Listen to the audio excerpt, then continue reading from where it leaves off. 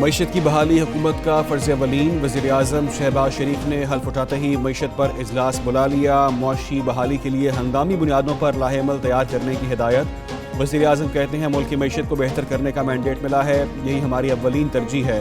حکومت سرمایہ کاری کے فروغ کے لیے بھرپور طریقے سے کام کرے گی۔ وزیر اعظم کی ایکسٹینڈڈ فنڈ فیسلٹی کے حوالے سے IMF سے بات چیت فوری آگے بڑھانے کی ہدایت۔ وزیر اعظم شہباز شریف نے حلف اٹھا لیا۔ ایوان صدر میں حلف برداری کی پروقار تقریب، سیاسی اور عسکری قیادت، غیر ملکی سفارتکاروں اور دیگر شخصیات کی شرکت۔ وزیر اعلیٰ خیبر پختونخوا کا شرکت سے گریز، شہباز شریف کو پرائم منسٹر ہاؤس میں سلامی پیش۔ وزیر اعظم نے گارڈ آف آنر کا معائنہ کیا۔ وزیر اعظم کا عملے سے تعارف بھی کروایا گیا۔ وزیر اعظم اور سبکدوش نگراں وزیر اعظم کی ملاقات۔ شہباز شریف نے نگران حکومت کے اقدامات کو سراہا۔ انوار الحق کاکڑ کو PM ہاؤس سے رخصت کیا۔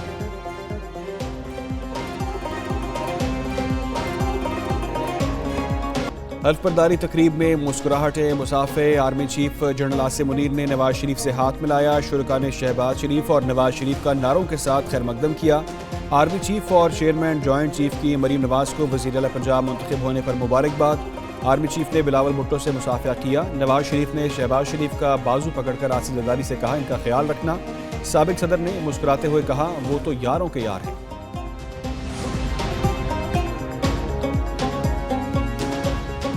نئی پاکستانی حکومت کے ساتھ کام کرنے کو تیار ہیں۔ امریکہ خوشحال اور جمہوری پاکستان دیکھنا چاہتا ہے۔ ترجمان امریکی محکمہ خارجہ میتھیو ملر کہتے ہیں پاکستانی حکومت کے مشترکہ مفادات کو آگے بڑھانے پر توجہ مرکوز رکھیں گے۔ مریم نواز کی بطور وزیر اعلیٰ تعیناتی پاکستانی سیاست میں سنگ میل ہے۔ خواتین کو ملک کے سیاسی دھارے میں شامل کرنے کے لیے پاکستان کے ساتھ تعاون کے منتظر ہیں۔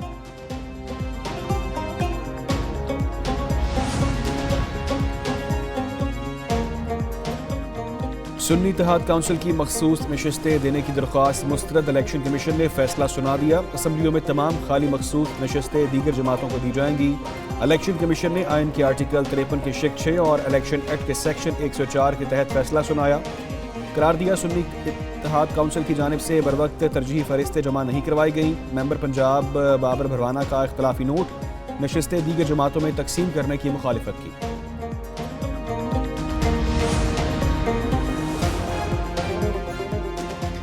مخصوص نشستوں کے متعلق فیصلہ ہائی کورٹ میں چیلنج کیا جائے گا۔ الیکشن کمیشن کے فیصلے کے بعد عمر ایوب نے سینئر قیادت کا مشاورتی اجلاس طلب کر لیا۔ بیرسٹر علی ظفر کہتے ہیں مخصوص نشستیں چھین کر جمہوریت کے پیٹ پر خنجر کھونپا گیا۔ آئین کے تحت سنی اتحاد کونسل کو 23 مخصوص نشستیں دینا چاہیے۔ قومی اور صوبائی اسمبلیاں مکمل ہونے تک صدارتی اور سینٹ انتخابات نہیں ہو سکتے۔ وزیر اعظم کا انتخاب بھی غیر آئینی۔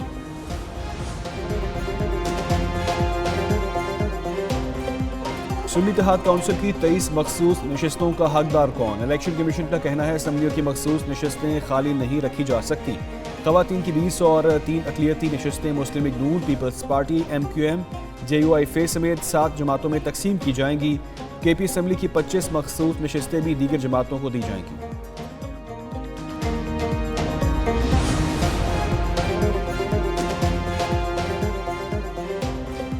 آصف زرداری کو ووٹ دیں، پیپلز پارٹی صدر کا ووٹ مانگنے کے لیے متحدہ کے در پر حاضر۔ سینئر PP رہنماؤں کی خالد مقبول صدیقی سے ملاقات، اسحاق ڈار بھی موجود تھے۔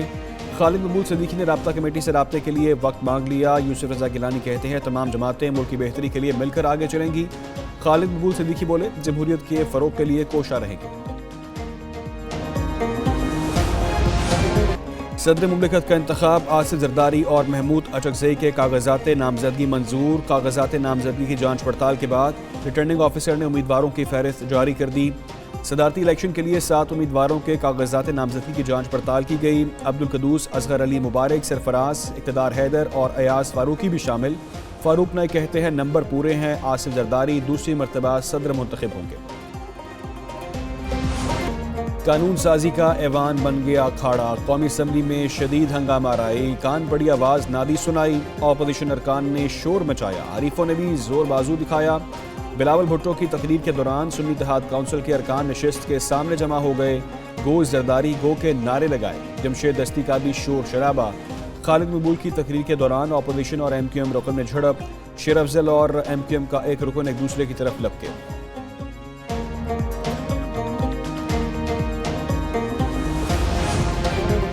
9 مئی کے واقعات بلاول بھٹو کا جوڈیشل کمیشن بنانے کا مطالبہ، قانونی اور انتخابی اصلاحات پر زور دیا، وزیر اعظم کی میثاق معیشت کی پیشکش کی حمایت، سائفر کے معاملے پر بانی پی ٹی آئی پر تنقید، بولے ماضی میں وہ فارم 45 کی بات کرتے تھے تو مذاق اڑایا جاتا تھا، مل بیٹھ کر مسائل حل کرنے چاہیے، احتجاج کے نام پر گالیاں نہ دی جائیں، بانی پی ٹی آئی نے جو روایت ڈالی اسے ختم کرنا ہوگا۔ پی ٹی آئی نے این آر او مانگ لیا، اسد کیسر کا قومی اسمبلی میں اظہار خیال، بولے پی ٹی آئی قیادت کے خلاف تمام مقدمے واپس لیے جائیں، رہنماؤں کو رہا کیا جائے، اسی صورت میں جمہوریت آئین کی بالادستی اور آزاد عدلیہ کے لیے اکٹھے ہوں گے۔ شہباز شریف کہتے تھے کوئی سائفر نہیں ہے، جوڈیشل کمیشن بنا کر تحقیقات کرائی جائیں، چھاپے مارنے والے جان لیں خوف کا وقت گزر چکا۔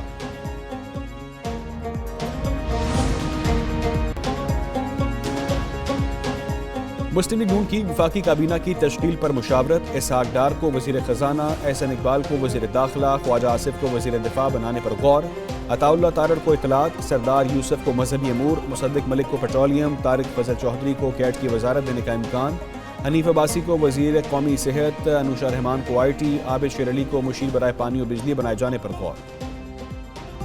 پنجاب میں اب کینسر کے مریضوں کا مفت علاج ہوگا، وزیر اعلیٰ مریم نواز نے خوشخبری سنا دی، وزیر اعلیٰ کا ویلنسیا ٹاؤن میں مجوزہ جگہ کا دورہ، اسپتال کی سائٹ کے متعلق بریفنگ دی گئی۔ مریم نواز نے میڈیا سے گفتگو میں کہا اسپتال میں کینسر کے مریضوں کے علاج کے لیے جدید ترین مشینری لائیں گے، کینسر اسپتال کے لیے دنیا بھر سے بہترین اسپیشلسٹ ڈاکٹر بلائے جائیں گے۔